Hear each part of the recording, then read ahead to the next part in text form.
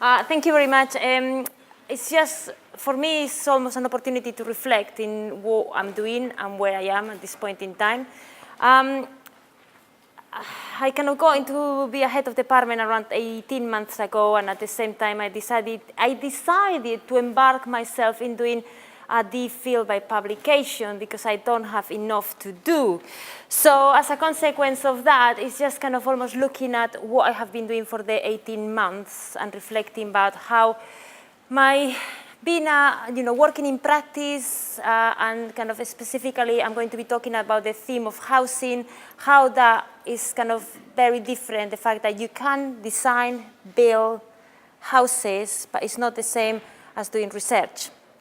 So it's kind of reflecting with where I am, and I'm going to be specific about one event that I've been looking at in the last kind of few weeks, and then see how the feedback comes or is received.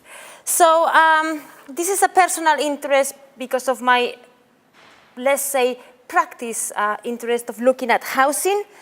And kind of the key message is, yes, housings are getting smaller, and we do know that. We have got more rooms than anyone. And the kind of, it's an average, it's quite funny because it's kind of the type of houses that you design in terms of size are very similar to my own country in Spain. And we do not experience the same, let's call it housing crisis, is being explored here in the UK. So that's kind of a comparison between new housing and old housing across kind of some of the countries in Europe, and you can see the UK in itself. And, but at the same time, we have got less people per household, and we are going to be one of the more super age populations and having more single households. And the problem is not going to be, let's say, on what we are going to be building from now on. It's going to be in what do you do with the 75% of the fabric which already exists in a way. So that was my interest from practice and kind of looking at the aspects of houses, but what about housing this is design? What space do we have? And through kind of the last 18 months and kind of the year before, I've been looking at the historical influences that have affected housing. And I don't know if it's because I'm a designer, but you end up making models, so you end up kind of making a different type of situation to try to articulate a design problem or a way of thinking about things. So that's what I've ended up doing. And when I was looking at the literature review, I ended up kind of making models, making timelines, comparing, contrasting. And it was not just about writing or trying to kind of articulate the problem from a perspective of just kind of 5,000-word essays or journal papers. And that has led kind of looking at how the size of different housing types have changed over time, changes of kind of rooms, emphasis, and also in a way looking to what has ended up being the focus of my field, which has been the accumulation of material possessions and how much, you could say, how much shit your houses contain. And then the perspective of storage practices. There seems to be a huge amount of emphasis, even if houses are smaller, in looking at having an extra bathroom is kind of sometimes seen as kind of better than having more space to put the shit.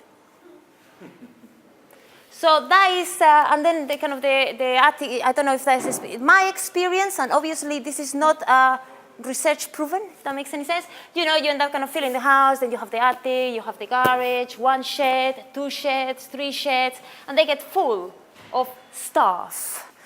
And that ended up kind of being the theme. So my research investigating material possession, how material possessions impact today's domestic space with intention to look at future design solutions. So part of the output of the PhD will be looking at kind of how you design houses, which are more kind of looking at the idea of material possessions and the role of those material possessions within the home and the activities that they take place. So as you kind of been telling you, what do they contain? So yes, they contain stuff. And I end up collecting around 200 photographs from participants. I did an exhibition in the Architecture Center, which was participatory. We started with kind of 48 photographs, and we ended up kind of enlarging the collection to up to 200 photographs of crap, really. So, someone say, oh yeah, I've kind of been collecting these kind of 6 engines of boat. Why? Because I might need them. And they kind of say, where do you live? In the middle of Sheffield. Right, yes, of course, you think. So, in a kind of view and kind of borrowing from the Smithsonian's, our space is overwhelmed by not a present, in use, never again objects, or what is called kind of dead storage, which has been my kind of theme. And then as a consequence of that, I end up collecting, I've collected crap, you could say, for the last year and a half. And then also that has kind of led me to kind of look at kind of design guides, requirements, historical perspectives, all sorts of things from that specific perspective. But what it has done, in a way, because I'm going to be looking about how people uses, collects, stores, organize the possessions, and also how they chuck them away, how they discharge them. It's very important to look at the use of a space, as well as looking at kind of let's call the design solutions, so the possibilities. So, in a way, what space do we need, and how do we live? And that was kind of some pictures of, the use of a space. And the fact, if you start thinking about it, people is more, they said, researchers, is more idle, problems with overweight, people kind of, doing, eating takeaway food, really popular in this country, tremendously popular.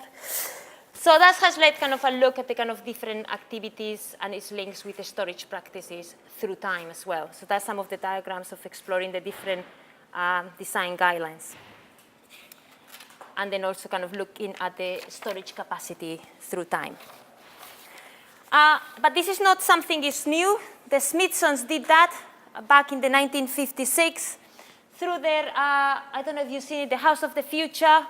For me, this particular project has had a really interesting effect when I've kind of looked historically, because they did a one-to-one, let's say, model as part of the house, the daily, I've lost the 1966, the Ideal Home exhibition.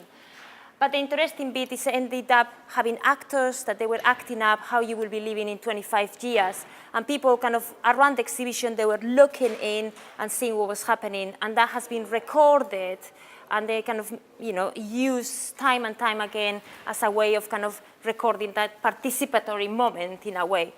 And that's kind of the same, the house. And then the other one for me, which is particularly interesting, has been the put away house, where they designed a house at a time of resources in 1993 is when they did that, which occupied 33% of the overall footprint. And if you looked at some of the research that has been done in storage, at this moment in time, you will have less than kind of 7% of the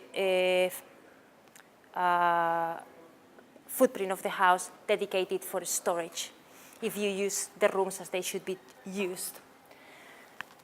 So that's a small, mean, no quality. And obviously, I end up looking for my favorite house builders. That is a photograph from Barrett Homes. They also give you, I know you cannot read it, but they give you 2 years free mortgage if you buy their homes. And, yes, they are boxes. And they might not be the right type of boxes. So what type of boxes do we need to design in order to kind of get this stuff on it? So now that comes to kind of what we wanted to talk to you about, having you given the context. This is the framework of my research. And one of the things I've kind of ended up doing is, I don't know if it's been because who I am or the fact that it has been hard enough to switch between being a designer and trying to do research, is to try to kind of introduce elements of design in all the kind of elements of the PhD I'm doing at the moment.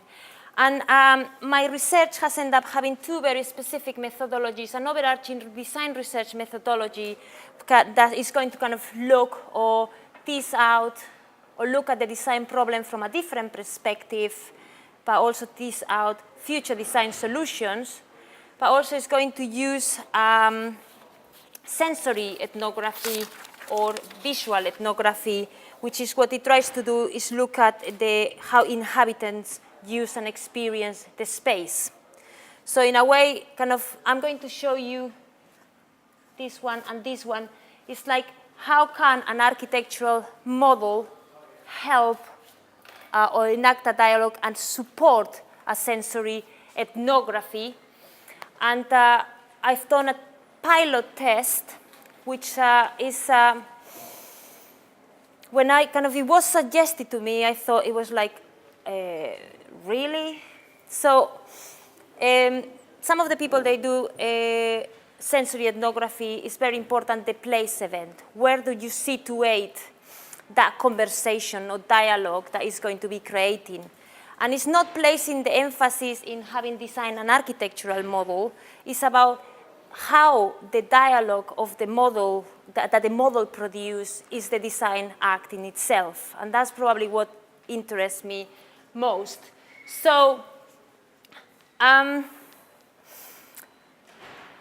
you've seen my model, or you might have seen my model there at the back, and I'm not going to explain here at this point in time how it was constructed, just to say that has been constructed looking at the historical, the last 200 years of kind of housing and its influences. But the specific event I'm going to talk about it is in order to see if the model could enact a dialogue, to kind of explore the methodology, if the sensory ethnography, the architectural model will add anything to the sensory ethnography, and to see if the model could kind of communicate the use and experience of domestic space. I set up a place event, like a focus group, and I got 4 experts, people who has built houses, and now in the research practice, they are using design research as a methodology, and people who uses film, photography, etc., etc. 2 minutes, okay. And they had a brief impact where it explained where the project was and the research framework. And then they came together into a proper dining table where they were properly briefed with proper food. And then they were kind of starting the conversation and chatting up. I was totally skeptical about that. Really, I thought this is kind of bonkers type of situation. So they had a proper briefing, they asked about that, and the model was placed into, let's say, a one-to-one domestic space. So the model was placed in the kitchen. So I put the model in the center of my kitchen, completely awful, nothing to do with architecture, normal kitchen, hasn't been refurbished yet, where you have the broom and everything else, and then you bring 4 experts to talk about that model. I was very skeptical about that. I was feeling a bit edgy about that. So what did it happen?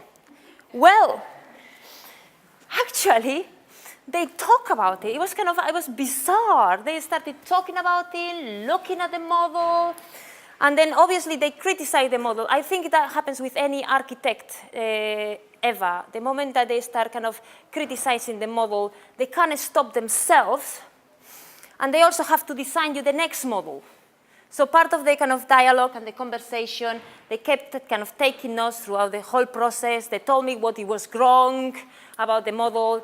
And one of the things ended up being is the fact that the model has ended up being the storage or the repository of my research so far, which is quite an interesting one when you're thinking that, I'm doing research about stuff. So that was kind of one of the conclusions. And they were saying as well that the model was quite static, too architectural, too precious, and it could not be moved, and it could kind of almost be touched. And then kind of one of the things you can start seeing there that they move the kitchens, they put the bottles of wine in the middle, And kind of at the end of the day, my models end up next to my toaster, and kind of they had kind of this almost rigorous discussion. They all agree that the model will add something to the sensory ethnography, but it needed to be a different type of model. It had to be playful, it had to be movable, and also they agreed that it will add something to the use and experience of a space and how you will experience, and especially because you were in the kitchen, on the space, so you relate some of the elements that they are capturing in the model and some of the things that they are surrounding you around the kitchen. But probably the most interesting thing from reflecting on the process, kind of 3 pages of reflection written and all that, I think it was okay, the model. I think the most important thing is the fact that the model was like a probe, a domestic probe in this case, which enacted a dialogue, and the design element was the event in itself. And in a way, it was good that the model was grown, because they were saying, no, you can't do this way, it should be. They were drawing to their own experiences, talking about their own houses, their own families, everything came out, to the point that after 2 hours of focus group or event, there was too much information to draw from, which has lead me to believe that yes, the model would add to the sensory ethnography. Yes, I need to continue to use this type of methodology to explore the use and experience of domestic space, and to almost kind of reflect on the process that is going to take me through. And also, in a kind of different way, what it led is to a number of collaborations that I didn't know they were, or encounters that I didn't know they were going to happen. So I end up kind of collaborating with Justine Frost, a photographer, which is end up catching, oh, you can't see it, shit. Damn, they are beautiful photographs, it's gotten over there. But I end up doing a fantastic collaboration with a photographer, which kind of looks at kind of how to capture space. So thank you very much.